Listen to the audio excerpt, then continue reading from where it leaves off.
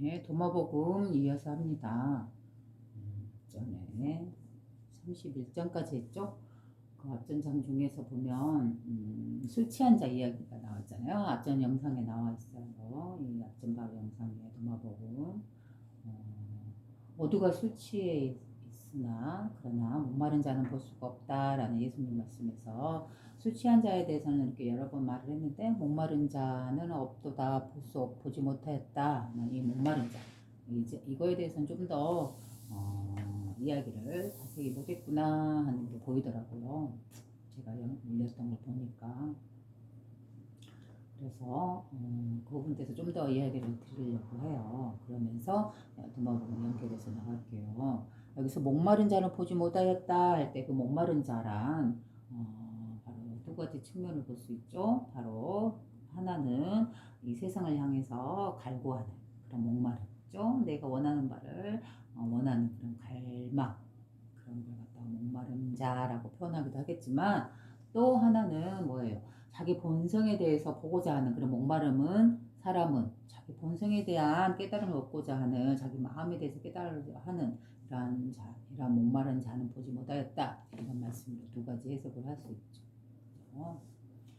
그 목마른 자에 대해서 이야기를 하자면 그 예수님의 그 영화에서 예수님 영화 유튜브인가 아니면 어디선가요? 넷플릭스인가요? 이제 어디선가 그 무료로 하는 그 영화가 있어서 재밌겠다 해가지고 이제 보다가 얼마 안 보다가 이제 피곤해서 잠이 들었어. 다 못 봤는데 그 내용에 보면은 그 예수님께서 그 제자들과 이제 한 분 한 분씩 만나서 이렇게 이제 말씀을 전도해 나가는 그런 상황이었어요. 근데 이제 그 주변에 예수님이 주변에 그 사마리아 지역에 이렇게 지나가다가 거기서 이제 마침 목이 말라가지고 그 사마리아 여인이 우물에서 이렇게 물을 기르고 있는 모습을 봐요. 그래가지고 목이 마르니까 이제 물을 한 잔 그 여인한테 달라고 했어요. 그랬더니 그 여인이 이렇게 보니까 예수님이 자기의 종족, 자기 민족이 아니었나 봐요. 그래서 저는 이제 그 시대 배경이나 역사에 대해서 잘 모르니까 그런 느낌이 있어가지고 왜 이민족이며 뭐 이 지역의 사람이 아닌 당신이 물을 달라 하냐 약간 비꼬듯이 좀 그렇게 말을 했어요. 그래가지고 예수님께서 이런 말씀을 하신 것 같아요. 그죠? 지금 이렇게 먹는 물은 우리가 이렇게 먹는 물이 이 몸의 갈증을 풀어줄 뿐이지만 정말로 내면의 진정한 그 갈증은 풀어줄 수 없을 것이다. 비록 물이라 할지라도 정말로 그 여인이여 정말로 목이 말라 한다면 바로 자기의 본성 자리를 본다면 자신의 마음을 깨닫는다면 진정한 갈증이 해소되는 물을 먹는 것과 같다. 이런 맥락에서 말씀을 하세요. 그리고 이제 그 자기 본성 자리를 본다는 거, 자기 마음을 깨닫는다는 거는 바로 우리가 그 무한하게 목말라 하면서 갈망하면서 추구하는 그 탐욕, 그 소유욕, 그러한 우리는 이 몸 안에 갇혀있는 탐락을 즐거움만을 위해서 살아가던 그러한 목마름을 내려놓고 본성 자리에 안주하게 되고 거기서 쉬게 된다면 정말로 그 모든 갈증이 해결이 될 것이다. 닭을 향해 찾았던 그 갈증 목마름이 해결이 될 것이다. 라고 하는 그런 맥락도 있고 자기 본성 자리를 본다는 것은 그 모든 목마름으로부터 갈증이 해소될 수 있는 것이다. 라고 이렇게 해석이 될 수 있는 거죠. 그러면 또 연결해서 보겠습니다.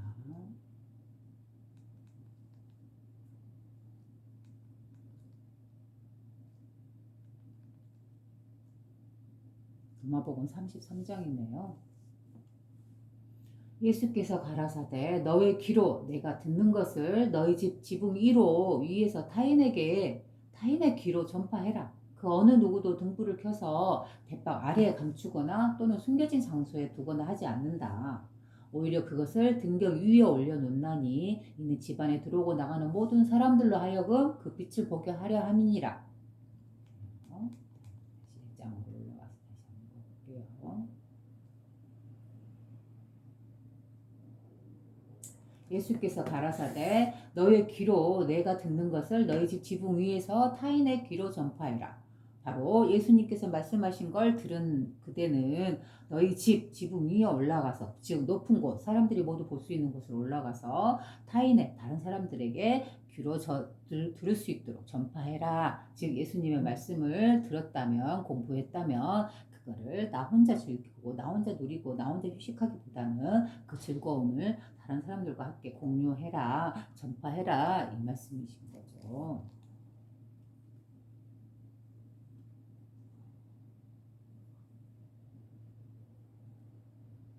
그 어느 누구도 등불을 켜서 대박 아래에 감추거나 숨겨진 장소에 두거나 하지 않는다. 대박은 뭐예요? 이렇게 둥그런 박이죠. 옛날 시대에 쓰던 바가지 모양의 그 대박인 것 같아요. 그 아래 감추거나 그런 그 빛이 보이지 않겠죠, 등불이. 그다음에 어떠한 숨겨진 장소에 두거나 하지 않는다.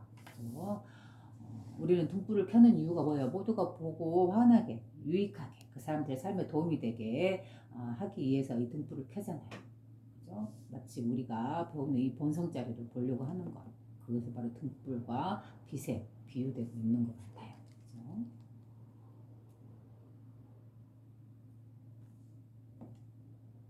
오히려 그것을 등경 위에 올려놓나니 이는 집안에 들어오고 나가는 모든 사람들로 하여금 그 빛을 보게 하려 함이니라.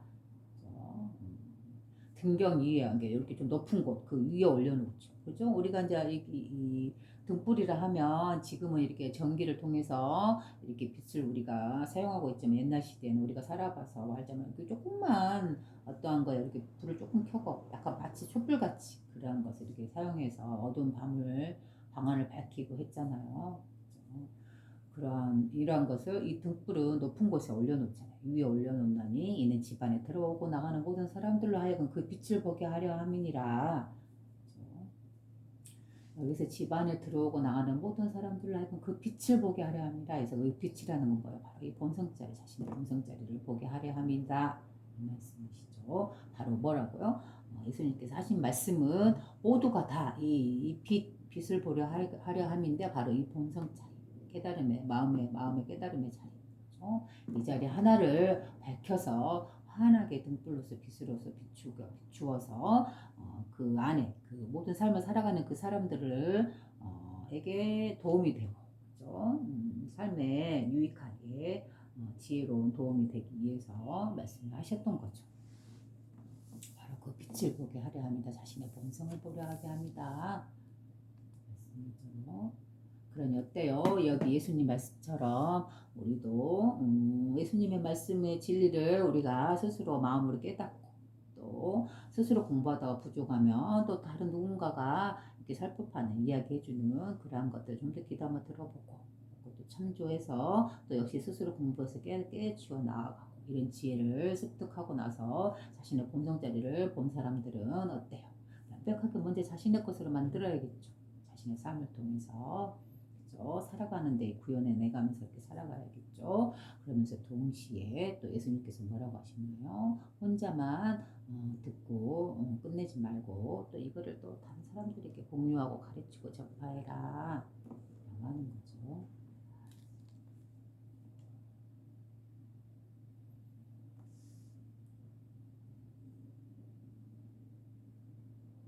도마복음 34장.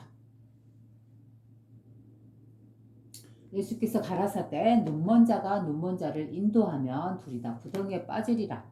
말 그대로 맞겠죠.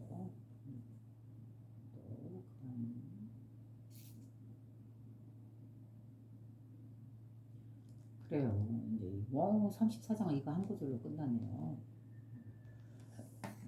예수께서 말씀하시기를 눈먼 자가 눈먼 자를 인도하면 둘이 다 구덩이에 빠지리라. 눈먼 자라는 말은 뭐예요? 자신의 본성자리를 보지 못한 자, 자신의 마음을 깨달지 못한 자, 자신의 마음의 특성을 알지 못하는 자, 이 사람을 눈먼 자라고 한 거예요. 그래서 이 눈먼 자가 또 다른 눈먼 자를 인도한다면 둘 다 어떻게 되겠어요? 구덩이에 빠지리라. 그죠? 잘못된 것을 알려줌으로 인해서 어때요? 서로가 서로에게 유익함이 없고 오히려 도움이 되지 못하겠죠.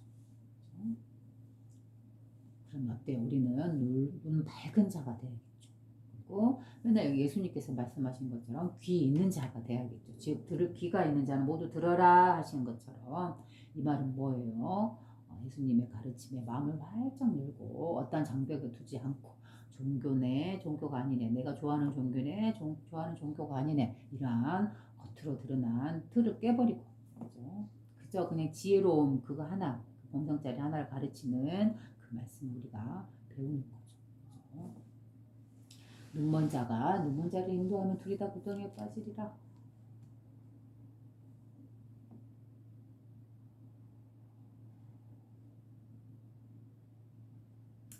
이렇게 유튜브를 보면서 리모컨으로 조정하면서 봅니다. 그래서 말씀을 하는 도중 말을 하는 도중 잠시 이렇게 멈춥니다. 이거 감안하고 들으세요. 도마복음 35장 예수께서 가라사대 누구든지 강한 자의 집에 쳐들어가 그의 양손을 결박하지 않고서는 그 집을 느탈하지 못하리라. 결박한 후에야 강한 자의 집을 샅샅이 약탈할 수 있으리라. 그리고 이 말의 숨은 뜻은 무엇일까요? 저 액면 그대로 받아들였다고 하면 정말 잘못된 해석을 하겠죠. 자, 예수께서 가라사대 누구든지 강한 자의 집에 쳐들어가 그의 양손을 결박하지 않고서는 그 집을 늑탈하지 못하리라. 즉 그 집을 도둑질하지 못하리라 이런 말이겠죠. 그러면 강한 자의 집에 쳐들어가 해서 이 강한 자라는 뭐예요? 강한 자. 강한 자란 바로 우리의 마음 중에서도 이 마음의 특성은 두 가지 측면이 있다 했잖아요. 우리의 마음은 하나는 본성자리, 아버님 성품자리, 선한 자리. 바로 이 자리에서 만물이 태어나서 이렇게 물질화되어서 그 물질화 세계에서 우리가 태어났다라고 했잖아요. 그래서 이 물질의 측면, 우리의 몸을 갖고 태어난 측면 이 두 가지가 동시에 같이 있다 했잖아요. 바로 뭐와 같이? 나와 같이. 나라는 우리 자신을 한번 돌아보세요. 우리 자신은 어때요? 이 몸이라는 물질을 갖고 있고 몸을 분명히 갖고 있으나 그 이면에 나의 정신이요 마음이요 영혼이라고 부르는 이 드러나지 않는 이 본성 그죠? 이 마음이요 정신 이것이 동시속으로 같이 움직이고 있잖아요. 그래서 나라는 이 몸, 이 물질을 움직이는 거는 바로 나의 마음, 나의 정신이 바로 이 몸을 움직이는 자, 움직이는 주인공이잖아요. 주인이잖아요. 그죠? 그렇다면 여기서 강한 자라는 건 뭐예요? 강한 자의 집에 쳐들어가 그의 양손을 결박하지 않고서는 그 집을 느탈하지 못하리라. 이 말은 바로 이 물질계의 특성, 즉 우리의 몸을 갖고 다양한 감정에 우리는 흔들리면서 살아가잖아요. 거기에 빠져서. 그러나 어때요? 이 물질 세계를 강압해야 된대. 바로 어떻게 그의 양손을 결박하지 않고서는 그 집을 느탈하지 못하리라. 즉 나의 일어나는 그 모든 감정들을 내 스스로 제어하고 내 스스로 다스리지 못한다면 나는 결코 어때요? 이 감정이 휘둘릴 수밖에 없는 그런 삶을 살 것이다 라고 말씀하시는 거죠. 그래서 누구든지 강한 자의 집에 쳐들어가서 강한 자란 바로 나를 이끌어가는 이 물질세계 탐욕이잖아요. 얼마나 강한가요? 우리는 늘 이 욕심에 이 유혹에 흔들리잖아요. 우리는 뭐 언제든지 선한 의지로서 선하게 살아가리라 하다가도 늘 그런 마음 꿈꾸고 살아가면서도 한 순간 어때요? 뭔가 유혹이 와요. 내가 오늘은 꼭 나가 기도로서 아니면은 어떤 선한 일로서 아니면 경전을 읽는 일로서 내가 오후 시간을 보내리라 하고 이렇게 마음을 먹지만 어때요? 어디서 뜨르르 하고 전화와서 누구야 우리 같이 뭐 하자 하고 이렇게 유혹의 손길이 올 때 어때요? 우리는 그게 막 휘말리고 가고 싶고 막 내가 선한 의지로 하려고 했던 그걸 뺑개치고 그 순간의 탐욕적인 즐거움으로 빠지고 싶어 하잖아요. 그죠? 바로 이 탐욕, 우리의 모든 이 오감, 이 듣고 맛보고 숨쉬고 이런 이렇게 촉감이라든가 듣는 귀라든가 내가 맛으로 보는 거라든가 눈으로 보는 거라든가 귀로 듣는 거라든가 뭐 코로 숨쉬면서 느끼는 거라든가 이러한 모든 감각적인 것들을 이렇게 불러일으키는 그 감각들을 깨워서 그 감각의 안에 파묻히고 그 타락적으로 빠지게 이끄는 이러한 것들에 우리는 너무 쉽게 휘둘려 가잖아요. 바로 이러한 사람, 이러한 것들이 바로 강한 자죠. 그죠? 우리를 이끌어가는 거잖아요. 강하잖아요. 근데 이 선한 의지로서 되돌아간다는 건 어때요? 그만큼 많은 집중과 선한 의지를 가지고 양심적으로 살아가야지만이 우리가 이끌어갈 수 있잖아요. 그러나 그거 반면에 이 오욕을 즐기는 이 타락적인 이런 생활들은 어때요? 나를 쉽게 금방 끌고 가버리잖아요. 그래서 강한 자라고 표현하신 거예요. 그래서 그래서 누구든지 이 강한 자의 집에 쳐들어가서 그의 양손을 딱 결박하지 않고서는 그 집을 늑탈하지 못하리라. 즉 일어나는 이런 모든 나의 타락하는 이 타락적인 감성들, 감정들, 오로지 나의 즐거움만을 위해서 쫓는 이러한 생활들, 그렇죠? 이러한 것들을 갖다 내가 스스로 결박해서 내가 스스로 다스려서 그것들을 벗어날 수 있는 이 정도의 마음 다스림이 없다면 그는 그 자신의 삶을 마음대로 경영하지 못하겠죠. 그러한 의도에서 이런 말씀을 하신 것 같습니다. 또 2장 또 읽어볼게요. 뭐라고 하는가. 결박한 후에야 강한 자의 집을 샅샅이 약탈할 수 있으리라. 그래요. 내가 내 마음에 일어나는 갖가지 이 탐욕들, 그죠? 순간순간 양심에서 벗어나는 순수한 아버지 성품에서 어긋나는 사랑과 자비에서 벗어난 오로지 나라는 개체라는 나 자신만을 위한 탐욕적인 이러한 모든 생각이나 행동들 이런 것들을 결박한 후에야 강한 자의 집을 샅샅이 약탈할 수 있다. 그죠? 강한 자라는 뭐예요? 바로 이런 감정들을 샅샅하게 내가 제어할 수 있다. 깰 수 있다. 이런 뜻이죠.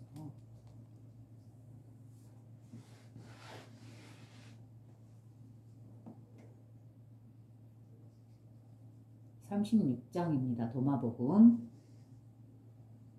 예수께서 가라사대 아침부터 저녁까지 그리고 저녁부터 아침까지 무엇을 입을까 염려하지 말아라.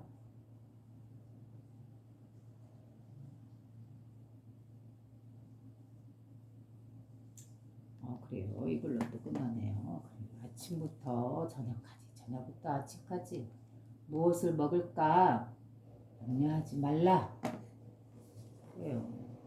우리는 이 밥을 먹고 살아갈 수밖에 없잖아요. 그죠? 이 세상이라는 구조가 우리는 어때요? 밖에 나가서 일을 하고 또 그에 대한 보답으로서 또 월급을 받아서 우리는 이걸로 또 물질을 사고 내가 필요한 것을 사고 먹거리를 사고 이러면서 살아가잖아요. 또 자녀들 키우고 부모도 공양하고 또 내 자신에도 또 즐겁게 살아가고 그죠? 우리는 아침부터 저녁까지 무엇을 먹을까 하고 염려하고 또 무엇을 입을까 또 무엇을 어떻게 많이 모을까 이렇게 살아가잖아요.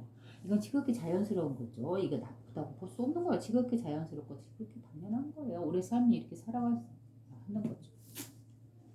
근데 여기서 이제 예수님께서 말씀하신 아침부터 저녁까지 그리고 저녁부터 아침까지 무엇을 입을까 염려하지 말라 이 말은 좀 더 좀 넓게 한번 봐봐야 하는 그런 말씀이신 것 같아요. 그렇죠? 우리는 매일매일 일어나면 어때요? 오늘은 뭘 해야 되고 또 내일은 뭘 해야 되고 또 다음 달에는 뭘 해야 되고 또 1년 뒤에는 무엇을 이렇게 이루어야 하고 또 5년 후에나 또 10년 후에는 나의 삶을 이렇게 해야 되고 나는 이것까지 이렇게만 모아야 되고 또 이러한 건물을 또는 이러한 집을 이러한 자동차를 이러한 사업의 목표를 향해서 우리는 끊임없이 계획하고 그죠? 이렇게 원하는 바를 추구하고 이렇게 하면서 나가는 삶을 살아가고 있잖아요.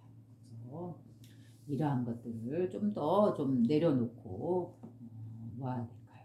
그저 내가 가지고 있고 이미 갖추고 있는 것 그리고 내가 이미 소유하고 있는 것 그거 안에서 만족하고 내가 소유했거나 소유하지 못했거나 내가 원하는 목표를 이루었거나 이루어지 못했거나 그 모든 거는 아버지 성품에 아버지에게 맡겨라. 바로 자기 자신의 본성 이 온 우주를 굴리고 있는 아버지 성품이야. 이 자리에 맡겨라. 그러면서 내가 목표한 것이지만 내가 원하는 거로 설정해 놨지만 그걸 이루지 못하고 이러한 결정은 바로 아버지 성품에 맡기는 거다. 그리고 그 모든 걸 갖다 내려놓고 편하게 쉴 수 있는 상태. 그렇죠? 물론 내가 원하는 걸 추구해서 나가야 해요. 그러나 그 결과 원하는 것을 성공했든 아니면 실패를 했든 그거 성공과 실패에 너무 그렇게 염려하지 말아라. 무엇이든 간에 내가 꼭 필요한 것이고 내가 얻어야 될 것이라면 이미 아버지 성품 아버지께서 하나님께서 이미 주었다 이미 받았다. 바로 뭘까요? 바로 아버지께서 아버지 하나님께서 우리에게 늘 베풀고 있는 것 뭘까요? 우리는 늘 추구하고 있지만 정작 아버지는 어때요? 이미 우리에게 주셨어요. 축복하고 선물로서. 우리는 근데 그걸 까맣게 잊어먹고 모르고 있어요. 뭐인 것 같은가요? 여러분 한번 생각해 보세요.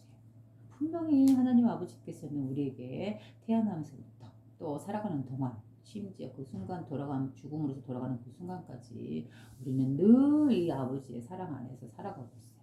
근데 우리는 그 선물을 그 축복을 잊어먹고 다른 거를 이 외부의 세상을 향해서 우리는 부단히 목표와 설정을 갖고 그걸 추진해서 나아가잖아요. 그죠? 쉬지 못하고 아침부터 저녁까지 자기 한평생을 바로 우리가 하루를 일어나서 하루를 살아가는데 가장 첫 번째는 뭐예요? 바로 공기잖아요. 숨 쉬는 거. 그죠? 내가 아무리 위대한 일, 아주 위대한 목표를 갖고 그걸 성취해 나가는 상황이다 하더라도 공기 하나 없으면 우리는 1분 5분도 안 돼서 죽어요. 바로 이게 아버지께서 우리에게 베푼 은혜예요. 그죠? 선물이고 축복이에요. 우리는 이 숨을 쉴 수 있는 데까지 이렇게 살아 쉬고 있잖아요. 그리고 또 이렇게 음식을 먹는다는 거 어때요? 이것도 정말 이런 먹거리들, 자연물 이런 것도 아버지 성품자리 안에서 이 온 우주 굴고 있는 아버지의 품 안에서 그죠? 이 모든 물질들이 아버지의 몸이잖아요. 그 안에서 우리는 먹거리를 얻어서 먹고 있잖아요. 그죠? 그 외에 이제 모든 삶들이 그래요. 모든 삶들이 내가 원하는 바가 있고 또 그거를 이루면은 좋겠지만 이루지 못했을 때라도 그죠? 실망하거나 실패한 게 아니죠. 분명히 그 이면에는 또 다른 또 이야기가 숨어 있겠죠. 내가 알 수 없는 아버지만 알고 있는. 그래요. 아침부터 저녁까지 그리고 저녁부터 아침까지 무엇을 입을까 염려하지 말라. 너무 염려하면서 세상을 살아가지 마라. 한번 앞만 보고 쫓아가지 마라. 염려하지 말아라. 그러면 있는 그대로 펼쳐진 그대로 나에게 다가온 것 그대로 이미 내게 주어진 것 그대로 여기서 만족하면서 살아라. 그렇죠? 도마복음 37장. 그를 따르는 자들이 여쭈어 가로되 바로 예수님이죠. 언제 당신은 우리에게 드러나게 되오리까? 그리고 언제 우리가 당신을 보게 되오리까?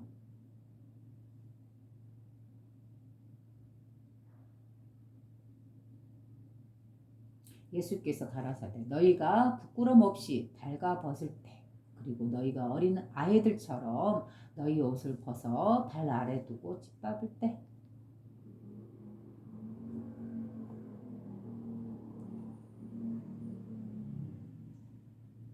비로소 너희는 살아있는 자의 아들을 보게 되리라. 그리고 너희는 두렵지 않게 되리라.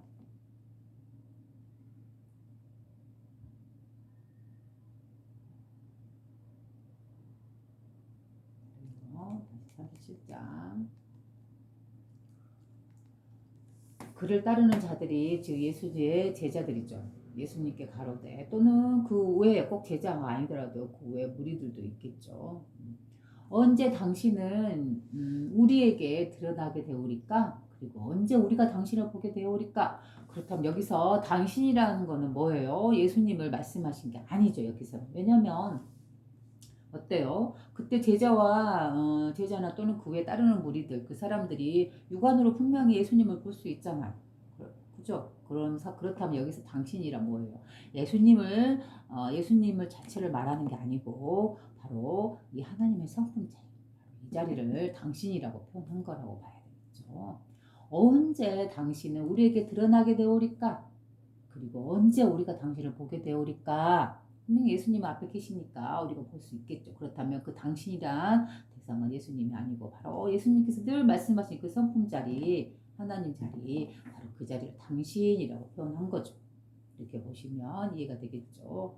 언제 당신은 우리에게 드러나게 되오리까? 말씀대로 언제 이 본성 자리가 드러나게 될까요? 내가 마음을 갖고 내 마음의 특성을 깨달으려고 스스로 마음을 내었을 때 그랬을 때만 우리는 그 마음으로 인해서 행동으로 나아가게 되겠죠. 내가 마음을 깨닫기 위해서 경전을 본다거나 어떤 지혜로운 이의 말을 듣는다든가 아니면 스스로 책을 보고 스스로 연구를 해서 깨닫는다든가 여러 가지 방법이 있을 수 있겠죠. 그렇죠? 당신은 우리에게 언제 드러나게 되오리까? 그리고 언제 우리가 당신을 보게 되오리까? 물어보는 거죠. 즉 언제 우리는 당신을 보게 되오리까 우리의 본성을 볼 수 있으니까 이 말이죠.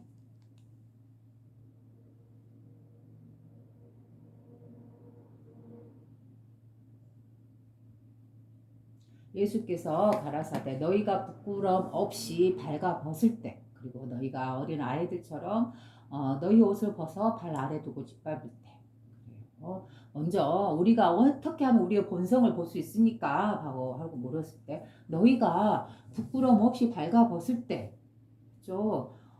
이 말은 뭔 말이에요? 부끄럼 없이 발가 벗을 때라는 거. 그 모든 격식들을 스스로 만든 격식들을 깼을 때 어떻게 보면 이 옷이라는 것도 어때요? 우리의 몸을 감싸기 위해서 입는 거잖아요. 그러니까 물론 두 가지 측면이 있죠. 우리가 이 옷을 입는다는 거는 먼저 첫 번째 내 몸을 보호하고, 그죠? 시기에 따라서 추울 때나 더울 때 보호하기 위해서. 그러기 위해서 입지만 또 그 이면에 우리가 또 하나의 정신적인 면이 있잖아요. 뭐예요? 바로 부끄러움이라는 거. 이 몸이라는 거는 어때요?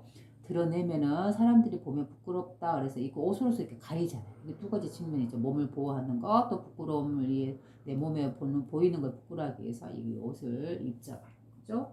근데 그럼 너희가 부끄러움 없이 발가벗을 때, 그 말은 뭔 말이에요? 즉 우리가 부끄러움이다. 이 몸이라는 거는 부끄러움이다. 누구에게 드러내서 보여줘서는 안 된다 하는 이러한 의식, 스스로 만든 상이잖아요. 그걸 깼을 때, 그걸 발가벗었을 때, 그죠? 스스로 만들어내, 우리 인간 스스로 만들어내 그 부끄러움이라는 거를 발가벗었을 때, 네, 너희는 너희 본성을 보리라.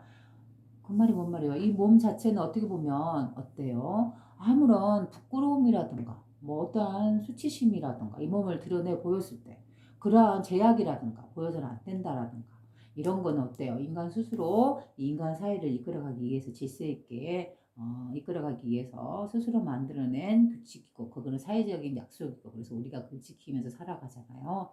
그리고 인간 세상에는 필요한 부분이겠죠 분명. 그런데 또 그러나 그 이면에 또 다른 모습은 뭐예요? 이 옷이라는 거는 또 부끄러움이라는 거, 입어야만 한다는 거, 이러한 질서, 규칙, 법들은 어때요? 우리 스스로 만들어낸 거죠. 이 몸은 보이면 부끄럽다 하는 거는 뭐예요? 우리 인간 스스로 만들어낸 생각이고 의식이잖아요. 그죠? 이 아버지 성품자를 청정한 의식으로서 본다면, 태어난 아기의 그 청정한 때묻지 않는 순수함으로 본다면, 그 아기가 자기 엄마의 몸을 보고 있잖아요. 자기 엄마의 젖가슴을 이렇게 쭉쭉 빨고 있잖아요. 그 아기는. 그러면 그 아기가 빨고 있으면서 그 어머니의 몸을 보면서 맨몸을 보면서 맨 젖가슴을 보면서 뭐 부끄러움을 보고 있다든가 아니면 무슨 자극적인 무슨 뭐 19금을 영상하는 그런 걸 본다든가 어때요? 아니면 이게 살이라든가 아니면 이게 뭐 만져서는 안 되는 것이라든가 아니면 옷으로서 가려야 되는 그러한 몸이라든가 이런 가슴을 보고 그러한 생각이 전혀 없잖아요. 그런 상이 없잖아요. 우리 인간들이 성인이 되면서 배우게 되는 이러한 것들이 전혀 그런 의식을 그 아이에게는 갖고 있지 않잖아요. 그저 말랑말랑하고 나에게 내 입을 물고 있으면 꿀떡꿀떡 뭔가가 들어오고 그죠? 그리고 따뜻한 온기가 있고 그저 이렇게 바라보고 있을 뿐이에요. 그게 몸이라든가 부끄러움이라든가 수치스러움이라든가 보여서는 안 된 거라든가 가려야만 한다든가 이런 것들은 다 인간 스스로 만들어낸 상이고 개념이고 제도고 뜻이고 그죠? 질서고 그렇잖아요. 바로 이와 같이 너희가 부끄러움 없이 발가벗을 때 우리 스스로 이 몸을 가린 꼭 비단 옷뿐만이 아니고 그 모든 것들 그런 모든 개념들 상들 스스로 만든 틀들 이런 것들을 모두 깨고 그걸 발가 벗어버렸을 때 그때 무엇을 본다 그때서야 너희들이 스스로 그 타고난 원래의 본성을 본다 하나님의 축복이요 하나님의 빛이요 그 무한한 자유로움 죠 이거를 본다 라고 하는 거예요. 우리의 본성은 또 다른 말로 무한한 자유예요. 왜 무한한 자유예요? 바로 이러한 의식으로부터 이 몸을 보여서는 안 된다. 가려야 한다는 이러한 보이면 부끄러움이다. 수치스러움이다. 또 나아가서는 뭐 옛날 시대에는 여자의 정절을 막 상징하면서 이 몸을 드러내 보이거나 하면은 수치스러움이고 제약이고 그러면서 그 몸을 감추고 막 이렇게 히잡을 씌운다든가 다른 나라에서는 그죠? 우리나라에서는 옛날 시대 같으면 이 머리에 막 이렇게 치마 같은 걸 두르면서 온몸을 감싸고 막 드러내지 않고 다녔잖아요. 바로 이러한 것들 깨끗하게 벗어버렸을 때, 즉 인간 스스로 만들어낸 그 모든 때묻은 생각들을 깨끗하게 벗어버렸을 때, 그때만이 오롯이 진정한 자유로운 무한한 자유가 다시 드러난다 이 말씀하는 거죠. 그러면 어때요? 실상 이 몸은 이 여자의 몸이든 남자의 몸이든 그 몸 자체는 아무런 뭐 아름답다거나 추하다거나 뭐 욕망스럽다든가 탐욕스럽다든가 뭐 성적이라든가 자극적이라든가 이러한 것이 전혀 없어요. 그 대상을 그 몸을 보는 그 개인의 시선에 의해서 그거는 재해석되는 거예요. 마치 이와 같은 거죠. 이렇게 제가 이렇게 잔을 하나 들고 있잖아요. 그러면 어때요? 이 잔 자체가 바로 우리의 몸이에요. 인간의 몸. 그죠? 벌거벗은 아무것도 입지 않은 맨몸의 몸이에요. 그렇게 상상해 보세요. 그러면 이 몸 자체는 그저 몸 자체일 뿐이에요. 그냥 옷을 입고 옷이라는 개념도 없이 그저 몸이에요. 그죠? 자연스러운 이 하나님의 성품으로서 빚어진 하나의 몸이죠. 하나의 드러난 자연과 똑같은 자연물이죠. 그죠? 그런데 우리는 어때요? 스스로 만들어낸 생각이라든가 개념이라든가 틀이라든가 그 시대를 이끌어가기 위한 제도라든가 사회적인 약속이라든가 이런 걸 통해서 이 드러나 있는 이 아무것도 있지 않은 이 몸을 갖다가 제약시키잖아요. 그리고 이렇게 몸을 드러난 것은 부끄러움이야. 이거는 특히 여자가 또 몸을 드러내는 거는 제약시 여기고, 그죠? 그러면서 이 몸이라는 대상을 보면서 이거를 성적인 측면으로만 보면서 마구 이렇게 예를 들어 뭐라 해야 되나 타락적이고 뭔가 19금적인 그러한 생각들을 하는 거 그거 자체가 뭐예요? 재해석된 이야기일 뿐이에요. 그죠? 우리의 몸은 어때요? 그저 이 자연물에 빚어져 있는 자연의 한 일부분과 똑같은 그런 모습일 뿐이죠. 그죠? 근데 어때요? 우리 하나님은 우리 자연을 온 우주를 아무런 개념 없이 아무런 수치심이나 부끄러움이나 제약 없이 이렇게 만물을 자연스럽게 드러냈어요. 그 중에 하나가 바로 우리 인간이죠. 꽃이 자연스럽게 피어나 있듯이 우리 인간도 자연스럽게 태어나서 이렇게 살아가고 있잖아요. 근데 어느 날부터선가 스스로 몸을 가리고 수치심과 이렇게 무슨 제약과 이런 걸 통해서 남자든 여자든 가리고 그 안에 스스로 만드는 제약 안에 가두어 버리잖아요. 그죠? 이러한 것들을 벗어났을 때, 그럴 때 진정한 진리를 본다. 아버지 성품을 보고 자신의 본성을 보고 그럼으로 인해서 무한한 자유로움이 너희를 자유롭게 하리라. 이런 것이죠. 바로 이 진리가 너희를 자유롭게 하리라 라는 말씀하고 같은 것이죠. 그래요. 우리의 몸은 그래요. 뭐 아름다운 것도 아니고 추한 것도 아니고 성적인 그런 막 매력을 막 뿜어대고 있는 뭔가 자극적인 그런 대상으로 또 보는 것도 그것도 잘못된 거예요. 재해석된 거예요. 그리고 어느 부위는 꼭 가려야 되고 어느 부위는 내도 되는 이런 것도 뭐예요? 결국은 인간 스스로 만드는 개념으로 그거를 그렇게 만든 거잖아요. 그죠?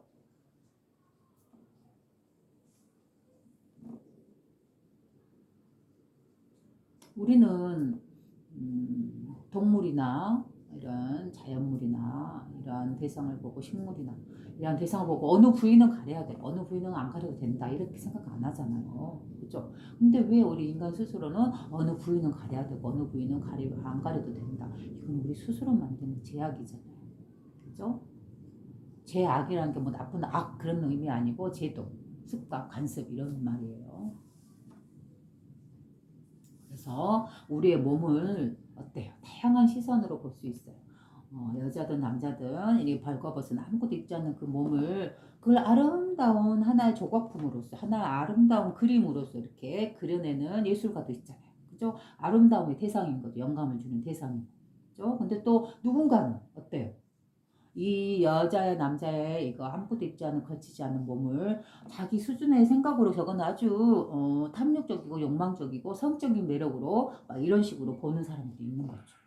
그죠? 하나의 대상일 뿐인데 하나의 몸일 뿐인데 그거를 아름답게 아름다움을 승화시키는 그런 대상으로 보는 사람도 있고 그것을 자신의 탐욕만을 위해서 가치의 대상이나 또는 즐기고 싶은 대상으로만 본다면 어때요? 그 사람은 성적인 대상으로밖에 그런 걸 보이지 않겠죠. 그죠? 근데 어때요? 아기가 본다면 순수한 아버지 성품을 그대로 갖고 있는 갓 태어난 아기의 그 영혼과 시선과 마음으로서 이렇게 몸을 본다면 엄마 아빠의 벗은 몸을 본다고 생각했어요. 아기가 말똥말똥한 눈으로. 거기에는 엄마 아빠의 몸을 보면서 거기에 서는 뭐 아름다움도 없고 추함도 없고 뭐는 탐욕적인 것도 없고 부끄러움이라는 것도 있을 수 없는 거고 뭐 이렇게 색적 욕구에 딸리는 막 그런 대상 그런 사람 몸이 있는 것도 아니잖아요. 그 어떠한 색깔로도 물들어 있지 않잖아요. 그저 볼 뿐이잖아요. 그죠? 그저 그냥 볼 뿐이에요. 그저 느끼고 있을 뿐이고. 재해석하지 않잖아요. 두 번째 해석에 떨어지지 않죠. 두 번째 해석에 떨어졌을 때만 이 몸이 드러나고 뭐 이게 맨살로 있는 것을 추하고 저질하고 뭐 이렇게 잘못된 것이다 이렇게 보는 것들 이런 것들 다 그렇지 않은가요? 왜 그런 내용 있잖아요. 그 나그한마디 경전인가 아니면은 뭐 어디서 봤나요?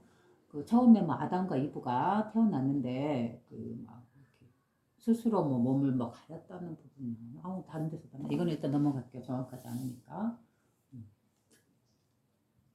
넘어가고 자 그리고 또 너희가 부끄러움 없이 발가벗었을 때 그리고 너희가 어린 아이들처럼 너희 옷을 벗어 발 아래 두고 짓밟을 때 그래요.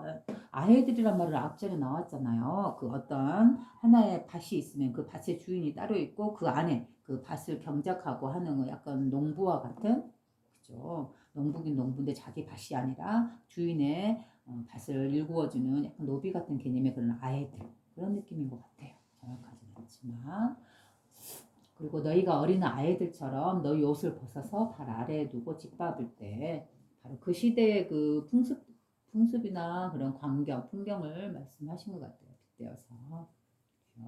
어린 아이들처럼 너희 옷을 벗어서 발 아래에 두고 짓밟을 때 바로 우리 옷이라는 건 뭐예요? 바로 우리가 스스로 만들어서 그 안에 갇혀버린 그런 것들을 갖다 옷이라고 표현했고 이 옷을 벗어서 발로 밟아버릴 때 벗어버릴 때 우리는 바로 이 본성자리를 본다.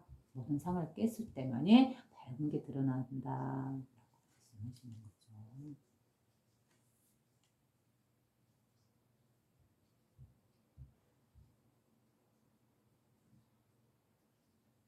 비로소 너희는 살아있는 자의 아들을 보게 되리라. 그리고 너희는 두렵지 않게 되리라. 그래요. 살아있는 자의 아들을 보게 되리라. 뭔 말이에요? 아버지 성품을 바로 살아있는 자라고 표현한 거죠. 살아있는 자의 아들을 보게 되리라. 여기서 살아있는 자의 아들이라고 또 분리를 했네요. 좀 더 세밀하게. 예, 보면 여기 나가한마디 경전에서 보면 그런 내용들이 많이 나와요. 이 그놈의 아버지 성품 맨 최초 이전에 그 고요한 의식 그 자리 부동의 움직임이 없는 청정한 의식 여기에서 어머니 성품이 나왔다죠. 그래서 바로 어머니 어머니 성품을 가진 신 그죠? 이건 아버지 성품을 가진 신이라면 여기서 파생된 게 바로 어머니 성품을 가진 신이에요. 바로 이 맥락이 아담과 이브로도 표현이 돼요. 보통 우리는 이제 아담과 이브를 우리 인간의 몸을 갖고 태어난 남자와 여자, 최초의 남자 여자 이렇게도 이해하고 있잖아요. 근데 또 그 숨은 이면에 좀 더 좀 깊은 뜻을 살펴보면 아담과 이브는 마치 아담은 남성성이고 이브는 여자잖아. 여성성을 상징하는 거예요. 바로 신의 성품, 아버지의 성품 이 자리를 남성성과 여성성으로 아담과 하와로 또 비유한 그런 숨은 뜻도 있어요. 그래서 여기서 살아있는 자라 하면 바로 아버지 성품, 군원 성품이고 살아있는 자의 아들이다 라면 여기서 태어난 아들 바로 이거 바로 생명을 낳은 그런 개념이잖아요. 아들이라는 거는 그 부모로서 태어난 자를 보고 아들이라고 하잖아요. 바로 이 생명에서 나온 여성성, 그죠? 이 측면을 또 살아있는 자의 아들이다라고도 표현한 것 같아요. 그죠? 그래서 너희는 살아있는 자의 아들을 보게 되리라. 그리고 너희는 두렵지 않게 되리라. 왜 두렵지 않을까? 바로 자기의 본성자리를 보았으니 두려움이 있을 수 있겠나요? 왜? 나는 태어나도 바로 이 본성자리 하나에서 아버지 성품자리 하나에서 태어나고 또 이 아버지 성품자리를 의지해서 그 안에서 살아가고 그 안에서 움직이고 살아가고 삶을 살고 결국 죽는 그 순간에도 다시 이 성품자리로 되돌아가서 그 안에 녹아드니까 그러니까 우리는 어때요? 늘 이 아버지 품 안에서 벗어날 수가 없는 거죠. 그러니 우리에게는 어때요? 두려움이 있지 않겠죠. 그렇죠? 내가 이렇게 삶을 뚜벅뚜벅 살아간다고 나 스스로 살아간다고 생각하고 있으나 그러면 어때요? 실은 이 온 우주를 굴리고 있는 이 하나의 주인의식, 하나의 주인공의식에 의해서 모든 만물이 굴러가고 있다 했잖아요. 그죠? 모든 만물을 굴리고 운영하고 주지하고 있다라고 했잖아요.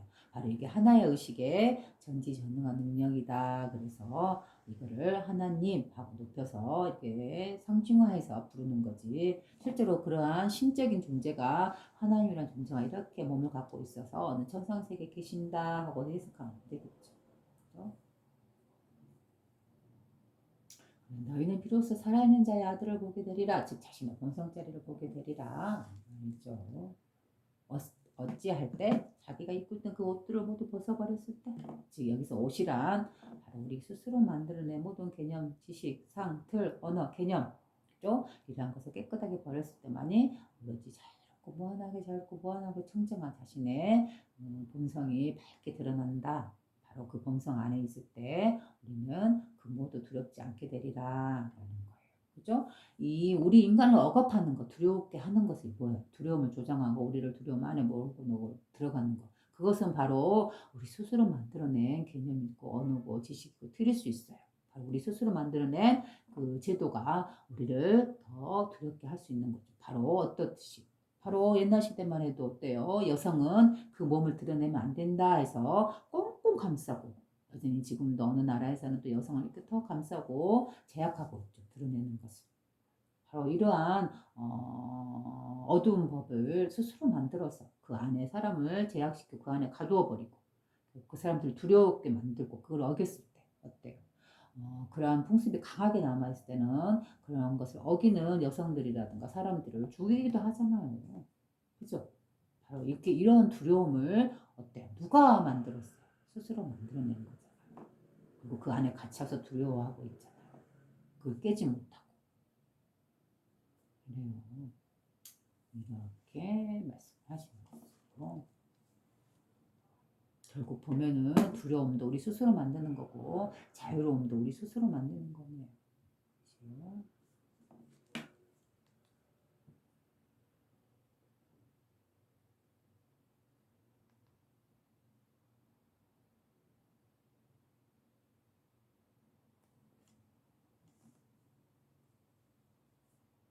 38장 도마복음 예수께서 가라사대 여러 번 너희는 내가 지금 너희에게 하고 있는 이 말들을 듣기를 갈구하였도다.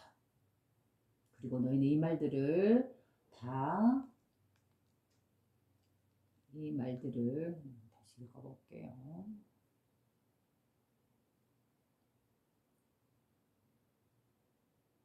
도마복음 38장 예수께서 가라사대 여러 번 너희는 내가 지금 너희가 하고 있는 이 말들을 듣기를 갈구하였도다. 그리고 너희는 이 말들을 나 이외에 어느 누구로부터서 들을 수 없었도다. 들을 수 없었도다.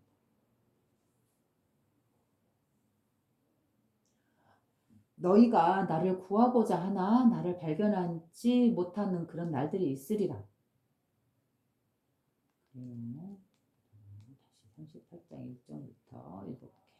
예수께서 가라사대 여러 번 너희는 내가 지금 너희에게 하고 있는 이 말들을 듣기를 갈구하였도다. 그리고 너희는 이 말들을 나 이외에 어느 누구로부터 들을 수 없었도다. 그렇겠죠. 여러 번 너희는 내가 지금 너희가 하고 있는 이 말들을 듣기를 갈구하였도다. 제자들이나 사람들이 그래요. 예수님께서 늘 그 무리들과 같이 다니면서 무조건 아버지 하나님 선풍자리 또는 우주의 아버지 창조주 이렇게 표현을 했겠죠. 그러니까 도대체 아버지 하나님이란 뭐고, 그다음에 그 우주의 아버지란 무엇이고, 당신이 말하는 그 분, 완벽한 분, 그분이란 누구냐고 항상 궁금을 했겠죠. 그죠? 예수님이 얼마나 이렇게 빗대어서 은유적으로 이렇게 말씀을 잘 하시나요. 그래서 그 따르는 제자들이나 무리들은 아마 분명히 궁금해 했을 거예요. 보나 안 보나. 그래서 이런 말씀 하신 것 같아요. 여러 번 너희는 내가 지금 너희가 하고 있는 이 말들을 듣기를 갈구하였도다. 즉 예수님께서 하신 이 본성자리를 깨닫기를 갈구하였도다. 그리고 너희는 이 말들을 나 위에 어느 누구로부터서 들을 수 없었도다. 그렇겠죠. 바로 이렇게 들을 수 없었기 때문에 예수님 하신 말씀을 그 누구도 진솔하게 이해하고 깨닫지 못하고 그를 예수님을 잘못 판단하고 그죠? 더군다나 이제 그 사람들의 신앙에서 벗어나 있는 그죠? 그 신앙들이 잘못됐다고 치고 있는 이 예수님을 봤을 때 더군다나 적대심까지 가지고 있었잖아요. 그죠? 그 누구로부터 들을 수 없었겠죠. 이 자리를 쉽게 볼 수 있는 사람도 있겠지만 이 마음자리를 또 그렇지 못하고 힘들게 어렵게 여러 번 들어도 깨우치지 못하는 사람도 있을 수 있겠죠.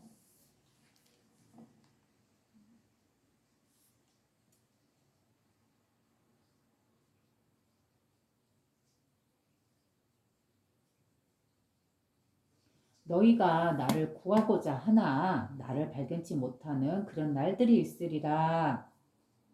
여기서 나라고 하는 거는 뭐예요? 바로 본성자리, 아버지 성품자리를 말한다 했잖아요. 왜 그러냐면은 자 그래요. 너희가 나를 구하고자 하나 나를 발견치 못하는 그런 날들이 있으리라. 어떻게 인간의 예수님과 인간의 그 제자와 따르는 무리들이 눈으로서 볼 수 있잖아요. 그죠? 발견할 수 있죠. 그런데 어떻게 여기서는 이렇게 말했잖아. 너희가 나를 구하고자 하나 나를 발견치 못하는 그런 날들이 있으리라 해서 그 말은 이 나라는 거는 예수님을 말하는 게 아니고 바로 아버지 성품자리, 바로 하나님의 자리 이 있음이라는 의식, 우리가 본성자리를 나라고 표현한 거예요. 그죠? 바로 이 있음이라는 의식, 바로 이게 바로 나 여기 있어, 나 여기 있지 하고 있는 존재하고 있는 의식, 바로 이 자리, 우리가 본성자리를 말씀하신 거죠. 예수님께서 이 자리를 나라고 표현한 거예요.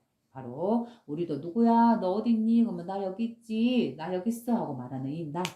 바로 우리 모두는 누구나 나는 여기 있다. 난 여기 존재하고 있지. 난 여기서 내가 느끼고 있지. 내가 여기서 살아가고 있지 하고 나라고 하는 이 의식. 나라고 느끼고 있는 이 의식. 그죠? 늘 지금 이 순간에 바로 정신을 집중하면 내가 여기서 모든 소리를 듣고 느끼고 감각하고 있지 하고 있는 이 의식이 있잖아요. 그죠? 이걸 마음이라고도 하고 나라고도 하잖아요. 바로 우리의 본성자리, 하나님 성품자리를 예수님께서 여기서도 마찬가지로 나라고 표현한 거예요. 그래서 여기서 나라고 하면 예수님 몸을 가지고 계신, 육신을 가지고 계신 그 예수님을 말하는 게 아니고 누구나 갖고 있는 그 본성자리, 이 자리를 말하고 있는 거예요. 너희가 나를 구하고자 하나 나를 발견치 못하는 그런 날들이 있으리라. 즉 우리는 누구나 이 본성을 보고 싶고 그래서 마음의 휴식을 취하고 싶으나 그러면 어때요? 그러나 발견치 못하는 그런 날들이 있으리라. 그렇잖아요. 우리가 부단히 원하지만 또 그렇지 못하는 발견하지 못하는 경우도 많지. 자, 도마복음 39장입니다. 예수께서 가라사대 바리새인들과 서기관들은 지식의 열쇠들을 움켜쥐고 그것들을 숨겨버렸다.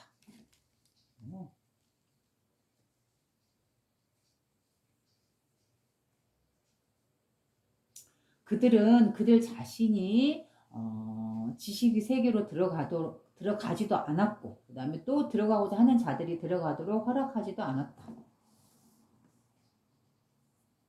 여기서는 그들은 그들 자신이 지식의 세계로 들어가지도 않았고 또 들어가고자 하는 자들이 들어가도록 허락하지도 않았다 해서 가로에서 지식의 세계라고 표현했는데요. 지식이란 말보다는 자기의 본성자리를 깨닫도록 들어가지도 그들 자신 들어가지도 않았고 또 들어가고자 하는 자들이 들어가도록 허락하지도 않았다.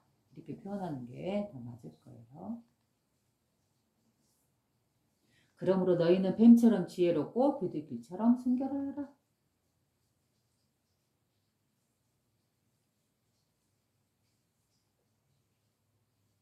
39장 다시 1절로 갑니다.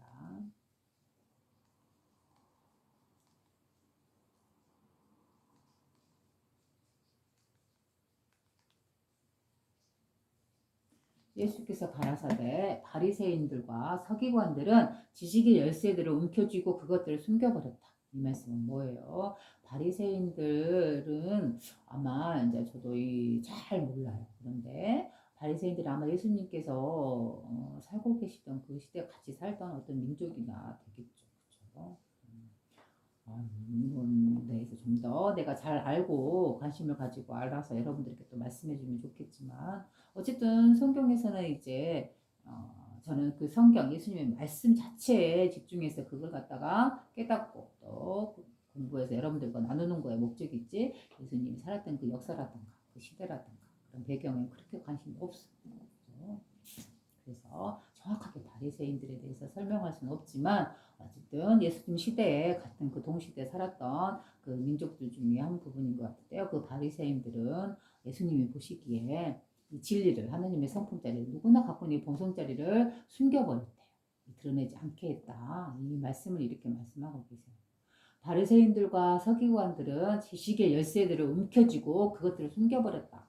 이게 지식의 열쇠들이란 뭐예요? 바로 자신의 본성자리를 볼 수 있는 그러한 지식의 열쇠를 말하는 거예요. 그걸 움켜쥐고서는 읽으면서도 그걸 숨겨버렸대. 모두가 볼 수 없게끔.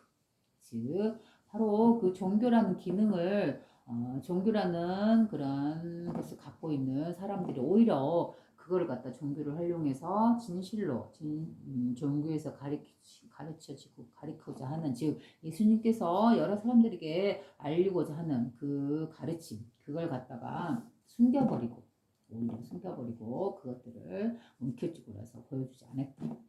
자신들의 목적을 향해서 또는 그것들을 깨닫지 못해서. 그죠?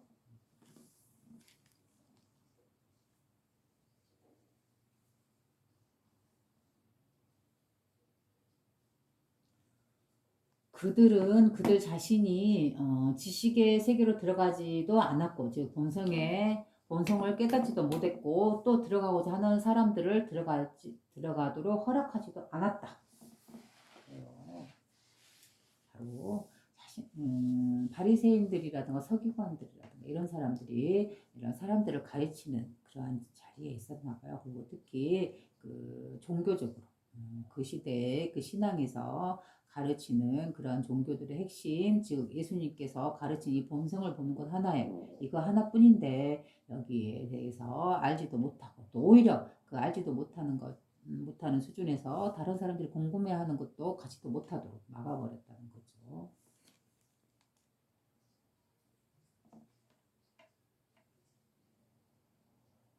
그러므로 너희는 뱀처럼 지혜롭고 비둘기처럼 순결하여라. 그럼 너희는 지혜로워야 된대요. 그리고 순결해야 된대요. 그렇죠? 이 세상에서 종교라고 해서 모든 종교의 그 안에 가르침을 하는 사람들이 예수님처럼 또는 성현처럼 또는 보통 평범한 사람이라 정도 할지라도 이렇게 정말 순수한 목적으로서 가르침을 아무런 사욕 없이 순수하게 가르친 분도 있겠지만, 또 어떤 분, 또 대다수 또 어떤 어느 수준의 또 다른 분들은 또 자기만의 어떤 바램이나 목적이나 그런 걸 향해서 또 사람들에게 또 가르치거나 이렇게 거두어서 좀 숨겨놓고 또 자기만 욕심만 위해서 또 조금만 베푸기도 하고, 다양한 사람들이 살고 있겠죠. 그죠? 그러니까 어때요? 우리는 그런 사람들한테 휘둘리지 않고 어때요? 어떠한 종교적인 지도자라 할지라도 어떤 뛰어난 선지식이라 할지라도 결코 그들이 이 본성자리를 모두가 보고 나서 그걸 가르침을 펴는 것도 아닐 수도 있잖아요. 그렇죠? 물론 그분들을 내가 뭐 음해하거나 뭐 모른다거나 이렇게 말하는 게 아니에요. 다양한 아까도 말했죠. 1에서 10단계까지 있다면 사람은 누구나 1단계에 있는 사람도 있고, 배움을 향해서 또 3단계, 4단계로 가고 있는 사람도 있고, 또 7, 8단계 가는 사람도 있고, 또 이미 10단계 이루고 있는 사람도 있고, 그죠? 이렇게 지식이나 지혜, 깨달음을 보는 그 느끼는, 배우는 그 과정이 다 단계별로 조금씩 배워나가고 있어요. 위를 향해서. 이렇게 단계마다 다양한 수준의 사람들이 있겠죠. 그죠? 그들은 그들만의 그 단계의 삶을 통해서 결국은 어때요? 다시 순결한 이 깨달음, 지혜와 순결한 깨달음을 배워나가는 거겠죠. 그 과정이죠. 그렇죠? 누구나 변해가고는 이 과정일 뿐이지 어느 하나에 멈춰 있는 게 아니잖아요. 우리는 삶을 통해서 성공도 경험하고 실패도 경험하고, 때로는 악하게 나 자신만 위해서도 살아보고, 때로는 타인을 위한 보살처럼 지혜로운 이런 사람처럼 살아가기도 하고, 다양한 삶을 우리는 살아가잖아요. 그죠? 어떤 건 좋고 나쁘다고 할 수 없는 거죠. 다 자신만의 수준에서 자기만의 단계에서 자기만의 수준으로 자기만의 안목으로 이 세상을 열심히 살아가고 있는 거죠. 그 모습이 바로 이 자연이 드러나는 펼쳐진 모습이잖아요. 그러면 어떤 게 좋고 나쁘다고 했을 때 구분 지을 수 없는 거죠. 대신에 어때요? 우리는 지혜롭고 비둘기처럼 순결하고 뱀처럼 지혜로워야 된대요. 바로 그런 삶 속에서 우리가 정말로 우리에게 필요한 지식이나 지혜는 무엇인지 스스로 찾아야 되고 또 그거를 순결하게 욕심 없이 받아들이고 배우는 그런 자세가 꼭 필요하겠죠.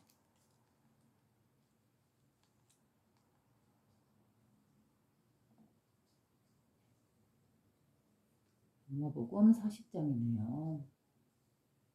예수께서 가라사대 한 그루의 포도나무가 아버지 밖에 심어졌다.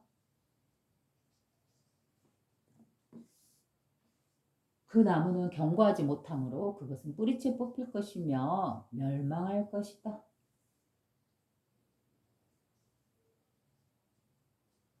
또 다시 처음으로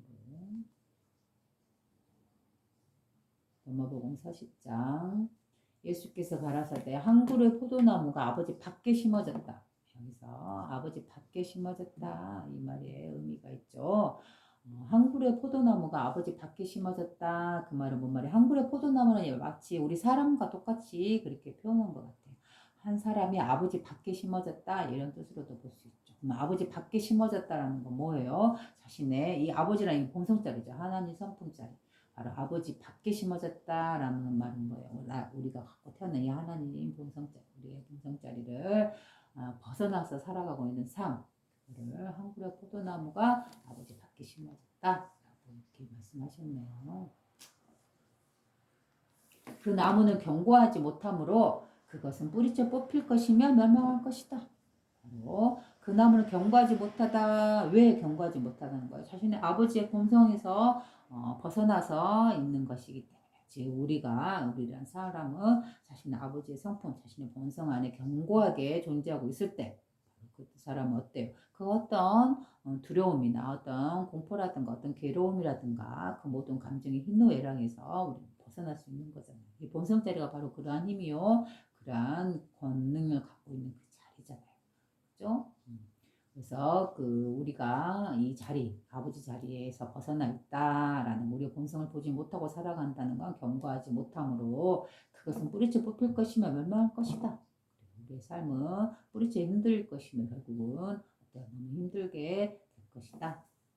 말하는 거죠. 그러면 어때요? 자신의 본성자리를 알고 이 본성자리에 편안하게 안주해서 삶을 너무 탐욕과 바깥을 향해서 나가지 않고 이미 내가 이루어낸 것 안에서 또는 내가 이루어내지 못했다 하더라도 이미 있는 것에서 만족하면서 이런 삶의 소소한 순간순간들을 즐길 수 있을 때 그러한 휴식을 얻을 수 있을 때 바로 그는 행복하고 자유로운 삶을 살아갈 수 있는 거죠.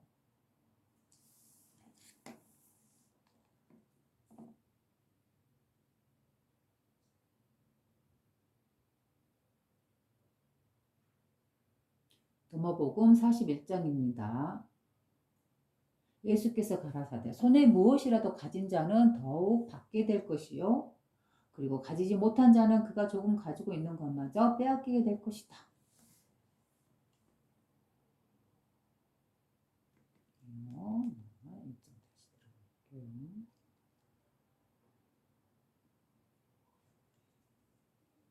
예수께서 가라사대 손에 무엇이라도 가진 자는 더욱 받게 될 것이요.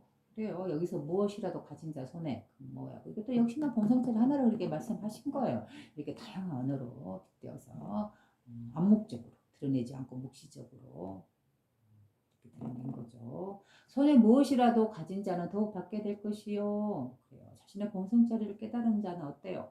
더욱더 이 아버지 성품 안에서 우리가 그 자비와 사랑을 받게 되는 거죠.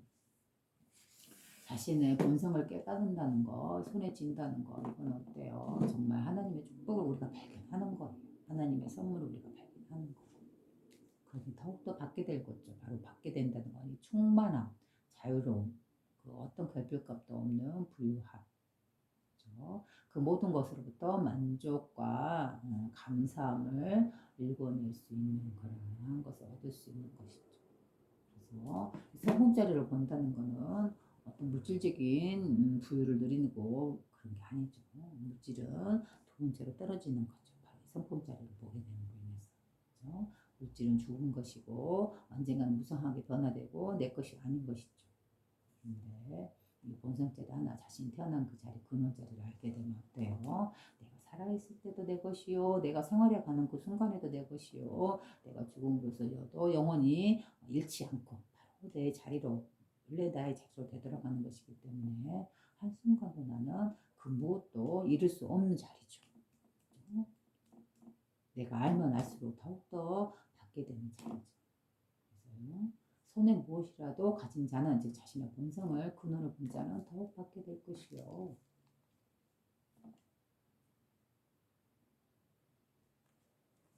그리고 가지지 못한 자는 그가 조금 가지고 있는 것마저 빼앗기게 될 것이다.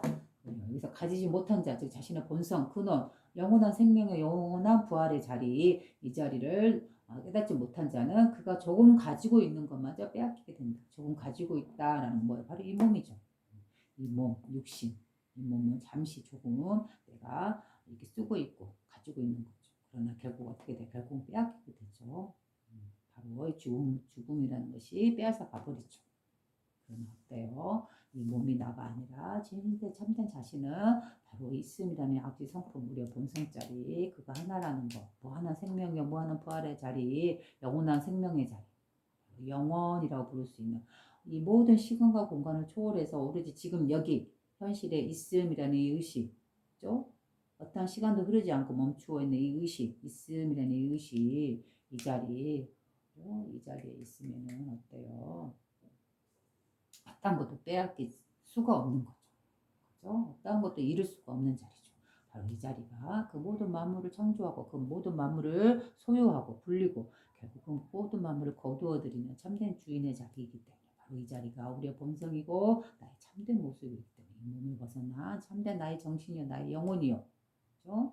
이 자리이기 때문에 이 자리가 진실된 자리이기 때문에 우리는 이 자리를 찾았을 때 그 무엇도 빼앗길 수 없는 거죠. 잃을 수도 없는 거고 또 파괴되는 것도 없고 그렇죠? 또한 두려워할 것도 없고 그래서 이 자리에서만이 안식할 수 있다. 휴식을 취할 수 있다라고 하는 거예요.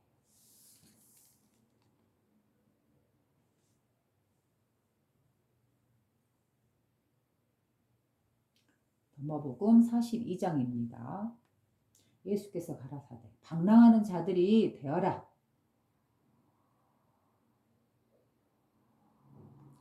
이거 하나로 딱 끝나네. 간단하네요.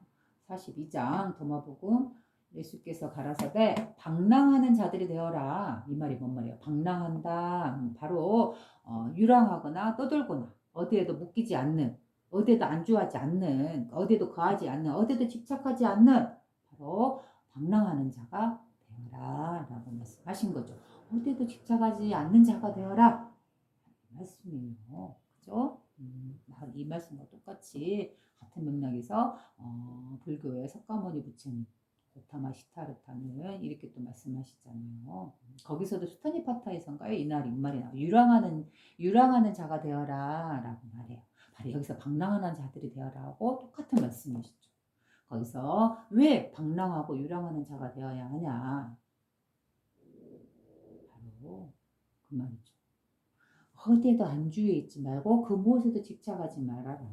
그 어디에도 머물러 있지 마라. 이 뜻이에요. 우리가 집착하는 것, 뭔가 원하는 것, 뭐 어딘가 안주하는 것, 뭔가 하나를 붙잡고 그 안에 거하려고 하는 것. 이러한 것들 결국은 이게 있으면 행복하지만 없으면 잃어버리면 괴롭고 슬픔에 빠지잖아요. 그렇죠? 그리고 모든 괴로움의 원인은 어디에 있는 걸까요? 바로 집착에 있는 거예요. 그거를 아주 간단하게 고타마 시타르타 그 인도의 부처님께서는 이렇게 말씀하신 거잖아요. 사성제로서 말씀하신 거예요. 네 가지 성스러운 진리 바로 그거는 이렇게 아주 간단하게 풀이하자면 거예요. 사성제에서 고진멸도가 있어요. 그렇죠? 근데 이렇게 보통 순서를 고진멸도라고 말을 하는데 저는 이 순서를 바꿔야 된다고 생각을 해요. 먼저 제일 첫 번째 나오는 게 뭐냐면 집이에요. 집이라는 거는 집착의 줄임말이에요. 그죠? 집착. 그래서 이 집착이 그다음에 뭐가 될까요? 이 집착, 무언가 하나에 집착을 한다. 내가 뭔가 갈구를 한다. 나는 추구하는 게 있다. 바로 이게 이루어지면 기쁨이 있지만 이루어지지 않으면 괴로움에 빠지잖아요. 그래서 이 집착, 집성제, 이 집착이라는 것이 결국은 뭐를 만들어낸다고요? 그다음에 그 고성제, 괴로움, 괴로움을 만들어내요. 이 집착이 괴로움을 불러요. 그래서 그럼 이 괴로움을 해결하는 것, 그게 뭐예요? 그게 바로 괴로움을 해결하는 게 멸성제예요. 그 괴로움을 해결한다, 없앤다, 멸성제. 그 멸성제, 그 방법, 괴로움을 해결하는 방법은 뭐예요? 도성제예요. 도. 도에 이르른다. 즉, 이 도라는 건 뭐라 했어요? 제가 이 도자리가 바로 그대로 우리의 마음자리, 우리의 본성자리, 아버지 하나님의 성품자리다라고 했잖아요. 결국 이 도자리, 자신의 마음자리를 깨달아야지만이, 본성을 봐야지만이 결국은 그 사람은 이 모든 괴로움에서부터 벗어난다라고 봐야 돼요. 그러면 어때요? 이 사성제가 고진멸도가 그대로 순차적으로 이해가 다 되죠. 아주 간단한 말이 되는 거죠. 그렇죠? 먼저 괴로움이라는 거는 결국은 집착이죠. 집착이 괴로움을 부르고, 그러면 이 괴로움을 해결하기 위해서 없애려면, 멸하려면 무엇을 해야 된다? 도를 알아야 된다. 즉 자신의 마음자리를 깨달아야 한다. 본성을 보아야 한다. 그럼 괴로움이 해결된다라는 뜻이 되죠. 그렇죠? 그래서 석가모니 부처님께서는 바로 우리 모든 괴로움, 우리 인간이 갖는 그 수많은 괴로움의 종류는 다양하겠죠. 우리가 바라는 그 대상이 원하고 집착하는, 안주하고 싶어하는 그 모든 대상이 다 사람마다 달라요. 그 수준마다 다르고. 그죠? 어떤 사람은 어떤 사람이 될 수 있고, 어떤 사람은 어떤 물질이 될 수 있고, 어떤 사람은 어떤 명예가 되고, 어떤 사람은 어떤 지위가 되고, 어떤 사람은 권력이 되고, 어떤 사람은 돈이나 부나 이런 거에 대해 있겠죠. 그죠? 다양하잖아요. 수많은 사람들이 원하는 대상이, 집착하는 대상이. 근데 어때요? 우리가 바로 그 집착하는 대상을 만들고 거기에 집착함으로 인해서 그 집착과 동시에 우리는 괴로움이 자동으로 밀려 따라와요. 그림자처럼.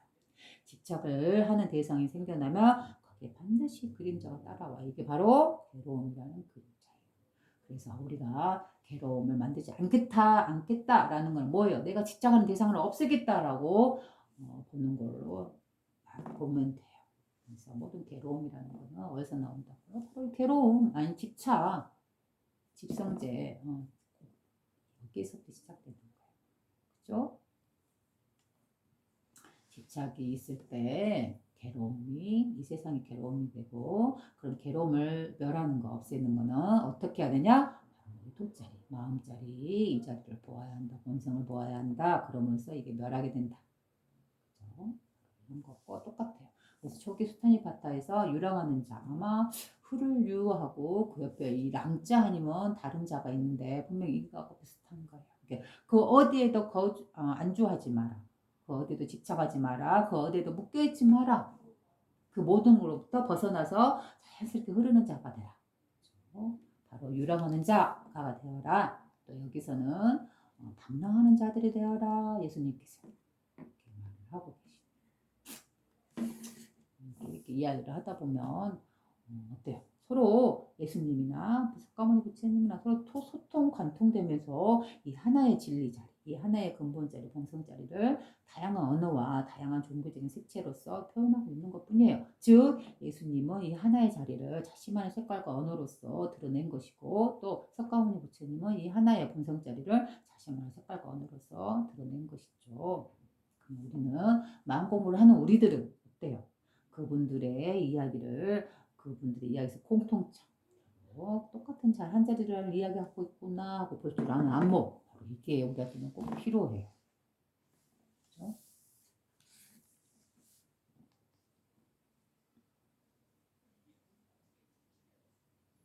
도마복음 43장. 그에 따르는 자들이 그에게 여쭈었다.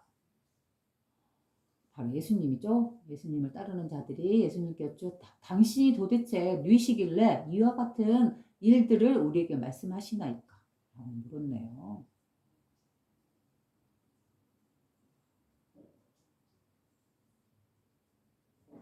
예수께서 대답하시었다. 너희는 내가 너희에게 말하는 것으로부터 내가 누구인지를 알아차리지 못하는도다. 차라리 너희는 유대 사람들처럼 되어버렸구나. 그들은 나무를 사랑하면서 그 열매를 증오하기도 하고 또 열매를 사랑하면서 그 나무를 증오하기도 하기 때문이다.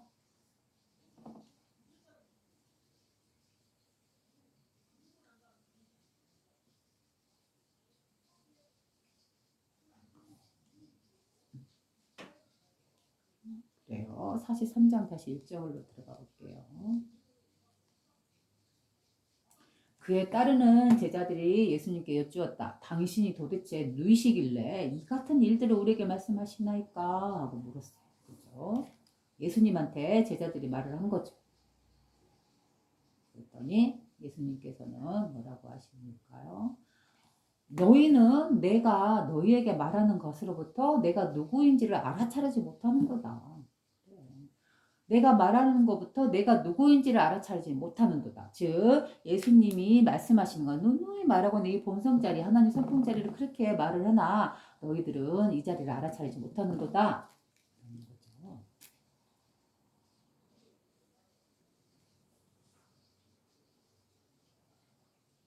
차라리 너희는 유대 사람들처럼 되어버렸구나.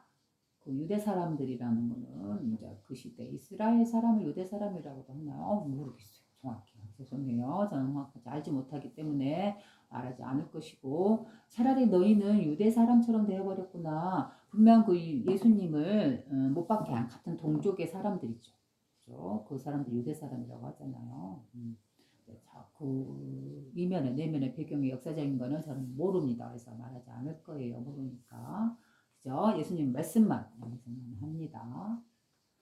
그들은 바로 유대 사람들이죠. 그들은 나무를 사랑하면서 그 열매를 증오하기도 하고 열매를 사랑하면서 그 나무를 증오하기도 하기 때문이다. 또 여기서 나무와 열매라고 나왔죠.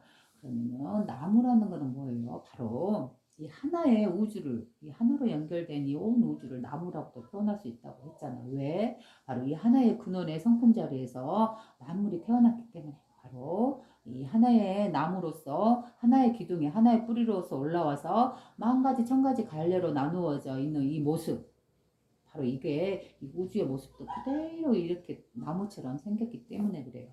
이 하나의 근원자리 하나의 본성자리 여기에서 도자리요 우리의 마음자리요 하나님 선풍자리 이 자리에서 만물이 태어나잖아요. 온 우주가 태어나고 그래서 개체들로 우리들의 사람의 모습으로 자연으로 자연물로 또는 별들로 은하들로 하늘로 해로 바람으로 구름으로 이렇게 꽃으로 나무로 그죠? 새로 인간으로 동물로 이렇게 갖가지 열매들로서 드러나 있잖아요. 바로 이 우주에 펼쳐진 모습을 나무와 그의 열매, 나무의 열매로서 이렇게 표현한 거예요. 그렇다면 볼까요? 그들은 나무를 사랑하면서 그 열매를 증오하기도 하고 이 말은 뭔 말이에요? 나무를 사랑한다는 것은 바로 자신의 근본자리, 근본, 본성자리, 아버지 하나님 성품자리, 즉 그들이 믿는 그 신을 사랑하면서 그 열매를 증오한대. 즉, 그 신의 성품에서 나온 이 자녀, 우리 인간들, 우리 생명들, 이 열매들을 증오한대. 그죠? 왜 증오했을까요? 유대 사람들은 그 시대 자신들이 믿는 그 종교관이나 신관, 그죠? 그런 그 상 안에 갇혀 있으면서 또는 잘못된 해석이나 그 안에 갇혀 있으면서 물론 유대 사람들도 그 시대에 제대로 예수님 말씀을 이해하고 똑같은 이 본성자리를 진리를 그대로 설파하신 분도 분명히 있었을 거예요. 모든 유대 사람들이 그러지는 않았을 거예요. 그죠? 우리가 살아봐서 알듯이 분명히 섞여서 살잖아요.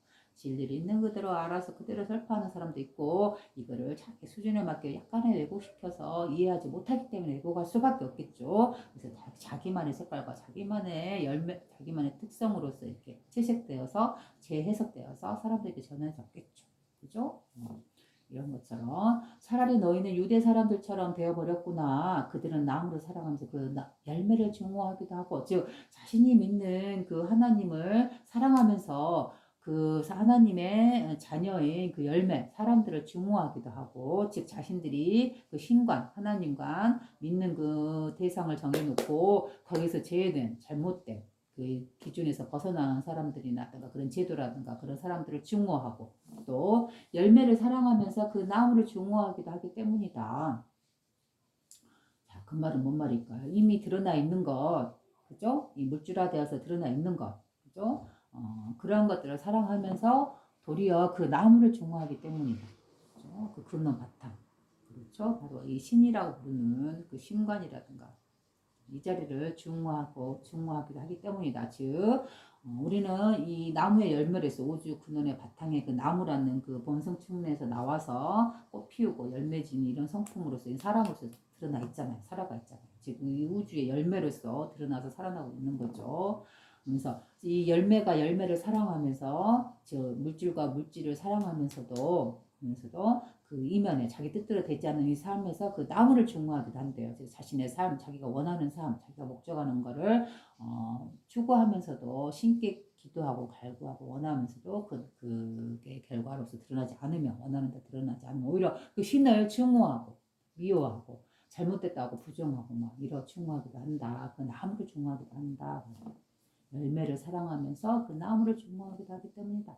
우리는 우리의 삶을 살다가 제대로 안 되면 어때요? 종교를 믿고 있는 사람은 그 신을 원망하고, 그죠? 그러듯이 여기서 바로 열매가 그 나무를 원망하는 거 증오한다잖아요. 이 열매는 나무의 끝에서 나온 열매잖아요. 그죠? 바로 열매가 우리 사람이라면 그 근본, 그 나무 자체는 그 열매가 맺게 하는 그 자리는 나무잖아요. 바로 이 우주고 이 자연이죠.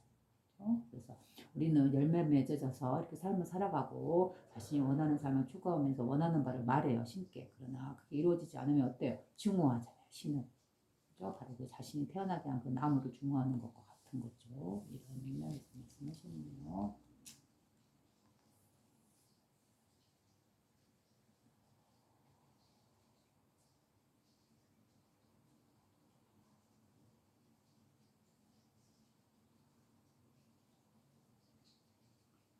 마복음 44장 예수께서 가라사대 누구든지 아버지에 대해 모독하는 자는 용서받을 수 있다. 예수께서 대답하셨다. 너희는 내가 너희에게 말하는 것으로부터 내가 누구인지를 알아차리지 못하는도다. 그러나 누구든지 성령에 대해 모독하는 자는 이 땅에서도 저 하늘에서도 용서받을 수 없다.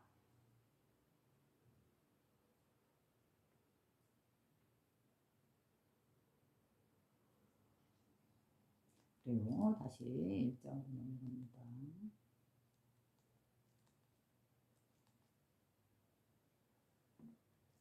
요한복음 44장 1장 예수께서 가라사대 누구든지 아버지에 대해 모독하는 자는 용서받을 수 있다. 여기서 아버지에 대해 모독하는 자는 용서받을 수 있다라는 말은 뭔 말이야? 아직 아버지라는 그 성품을 보지 못한 사람들, 그런 사람들은 누구든지 아버지에 대해 모독하는 자는 용서받을 수 있다는 거겠죠? 모르니까, 알지 못하니까, 알지 못하고 사는 거. 그러면서 또 나오네요. 2장에서 너희는 내가 너희에게 말하는 것으로부터 내가 누구인지를 알아차리지 못하는도다.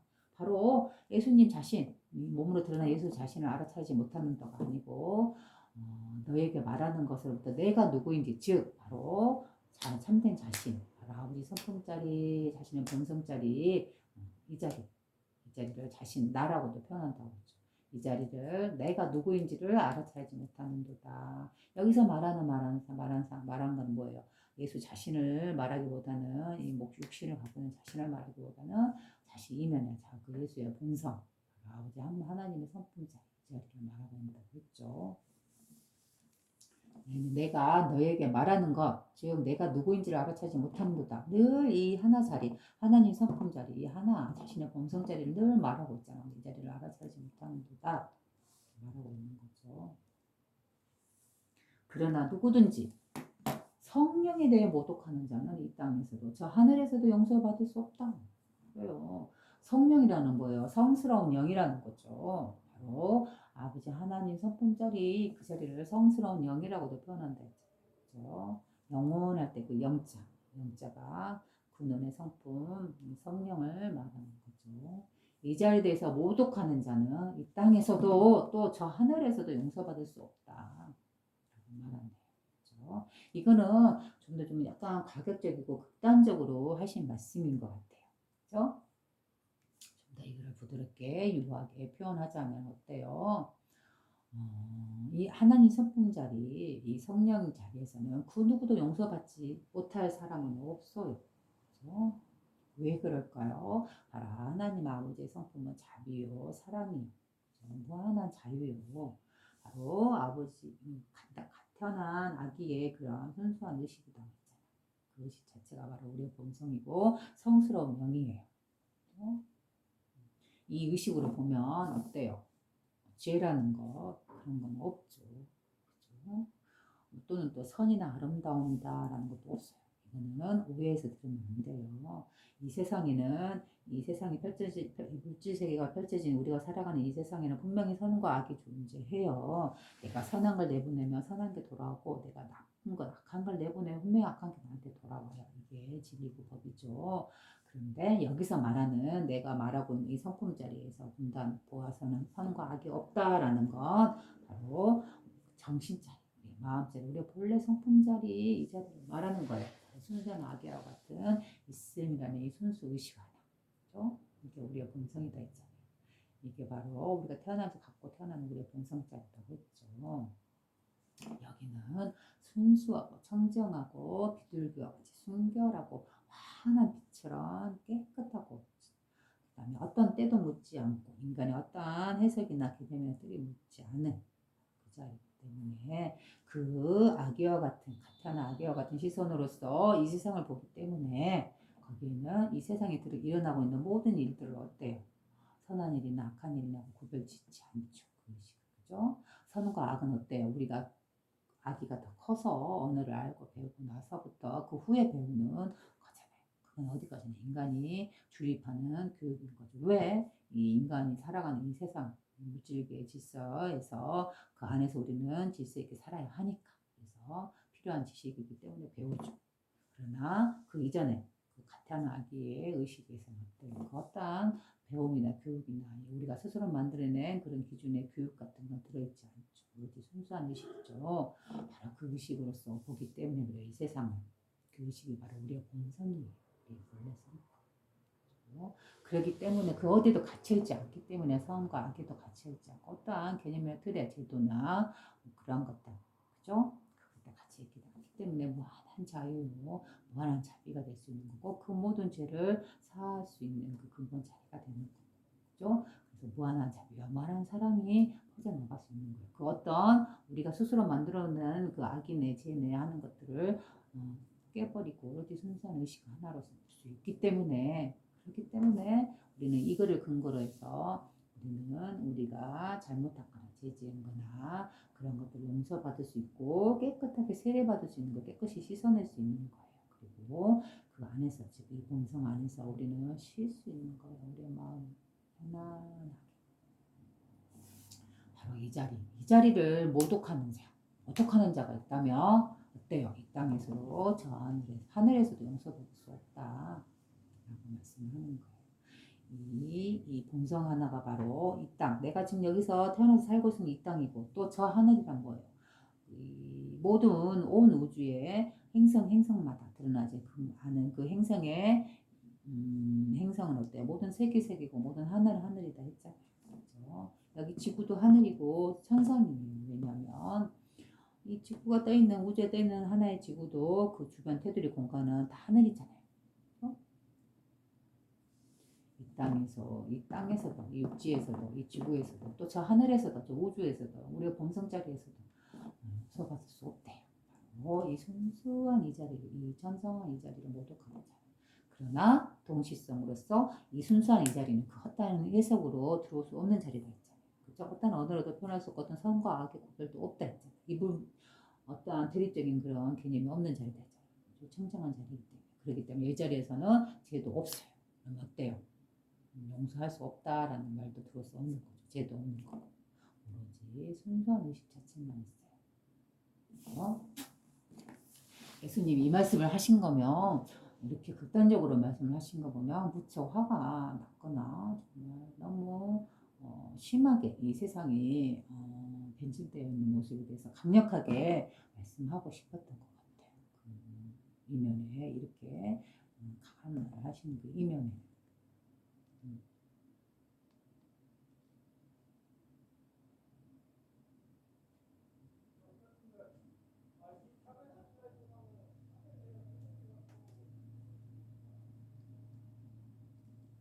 어떻게 보면 이 성령은 자신의 양심이잖아요. 그죠? 우리의 순수한 영, 바로 이건 아버지 하나님 성품이고 우리의 마음자리잖아요. 그래서 하나님 말씀은 어떤 성경 속에 어떤 글 속에 어떤 경전 속에 누구의 가르침 속에 있는 게 아니다 했잖아요. 어디에 있다 했어요? 자신의 양심의 소리. 그게 하나님의 말씀이고 하나님의 성령이고 하나님의 경전이 때로 우리의 마음속에 우리의 양심 속에 있다라고 했죠. 바로 그래서 자신의 양심을 모독하는 사람, 자신의 양심을 무시하고, 그죠? 그런 사람은 땅에서도 저 하늘에서 용서받을 수 없다. 왜? 바로 자기 자신의 내면의 그 소리, 깊은 소리, 그 양심의 소리, 하나님의 말씀 소리를 모독했기 때문에, 무시했기 때문에 어때요? 자기 자신 스스로, 자기 자신의 마음의 작용에 의해서 자기 자신이 스스로 그 양심의 소리를 무시했기 때문에 늘 어떠한 삶을 살더라도 편안하지 않고 그의 삶이 힘든 그 그늘과 같이 어둠 속에 갇혀 있을 수밖에 없겠죠. 그러니 어때요? 자기 자신 스스로 그 마음을 용서할 수 없겠죠. 그럼 누구에도 용서받을 수도 없을 것이고. 예수님께서 이렇게 강하게 말을 할 수밖에 없었던 거는 아마 그만큼 그 시대의 모습을 보고 그만큼 강하게 말씀하고 싶었던 것 같아요. 넘어갑니다. 그러나 어때요? 이 땅에서도 저 하늘에서도 우리는 용서받을 수 있어요. 바로 어디에서? 우리 본성 자리에서.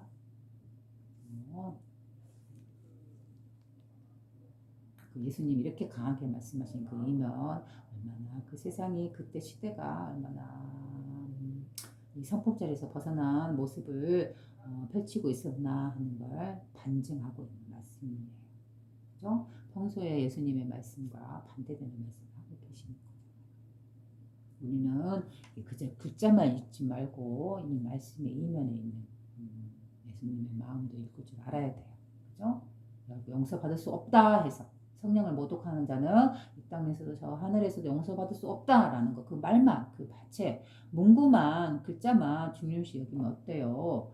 아주 성령을 모독하는 자는 정말로 용서받을 수 없는 대상이다 하고 이렇게 잘못 해석하고 판단 내릴 수 있는 거잖아요. 그러나 이 말씀 내면에서 무엇을 찾아야 하는지, 왜 이런 말을 할 수밖에 없었는지, 그리고 또 이 말과 다르게 예수님 평소에 누누이 하신 말씀은 어떤 말씀이었는지 늘 용서받을 수 있다. 사랑과 자비의 언어를 내뿜으신 분이잖아요.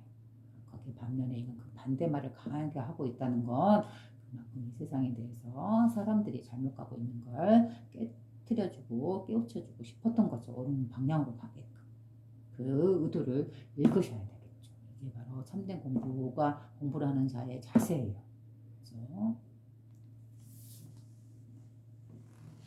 마복음 45장입니다. 예수께서 가라사대 포도는 가시나무에서 수확되지 않고 무화과는 엉겅퀴에서 수확되지 않나니 이것들은 열매를 맺지 않음이라.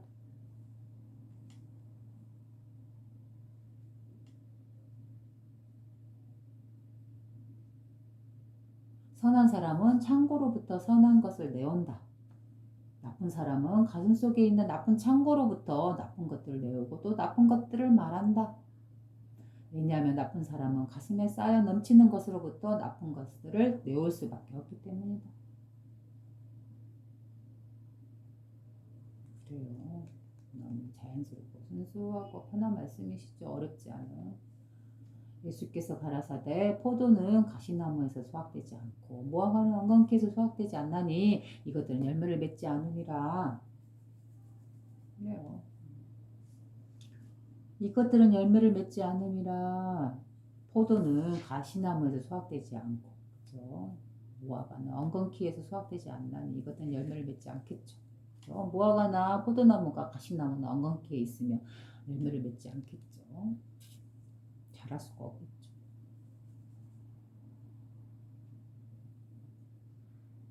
선한 사람은 창고로부터 선한 것을 내온다. 여기서 창고라는 건 뭐예요? 바로 자신의 본성자리. 이 자리를 창고라고도 표현해요. 보물 창고라고도 또 표현하기도 하고. 왜냐하면 왜 창고라고 했을까요? 창고는 무언가를 쌓아놓는 공간이잖아요. 그죠? 거기서 자꾸 우리가 필요로 하는 그 모든 물건들이 저장해 놓고 또 그때그때 빼내서 쓰잖아요. 저장고죠. 거죠. 마치 우리의 본성자리도 그래요. 이 본성자리, 우리의 마음자리에서 만물이 자꾸 태어나고 나오잖아요. 그죠? 뭐 다시 이 자리로 되돌아가고, 이 자리, 본성자리, 창고에서 무언가를 꺼내서 살아가고 쓰고, 뭐 다시 되돌려놓고, 이걸 반복하고 있잖아요. 마치 창고로 비유하셨죠, 이 마음자리. 그래서 선한 사람은 창고로부터 선한 것을 내온다. 당연하죠. 선한 사람은 자신의 마음에서 늘 선한 걸 연습하고 선한 걸 생각하고 살아가기 때문에 어때요? 그대로 선한 것이 행동으로 드러나는 거죠. 나쁜 사람은 가슴속에 있는 나쁜 창고로부터 나쁜 것들을 내오고 또 나쁜 것들을 말한다. 그 창고가 어디에 있다 해서 바로 가슴 속에 있는 창고래요. 즉 우리의 본성자리죠. 그래서 늘 자신의 마음속에 나쁜 것을 선하지 못한 것들을 품고 사는 사람들은 그 안에서 나올 수 있는 거란 뭐예요? 나쁜 것밖에 안 나오겠죠. 창고 안에 나쁜 걸로 가득 차 있으니까. 꺼내 쓸 수 있는 건 나쁜 것들밖에 없겠죠. 왜냐하면 나쁜 사람은 가슴에 쌓여 넘치는 것으로부터 나쁜 것들을 내올 수밖에 없기 때문이다. 그렇죠?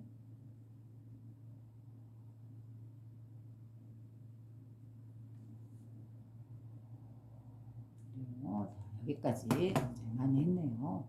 자, 이제 끝냅니다. 그럼 뭐 약간의 만약에 힘이 있다면 또 세 번째 연결해 보기도 하고 아닐 수도 있고요.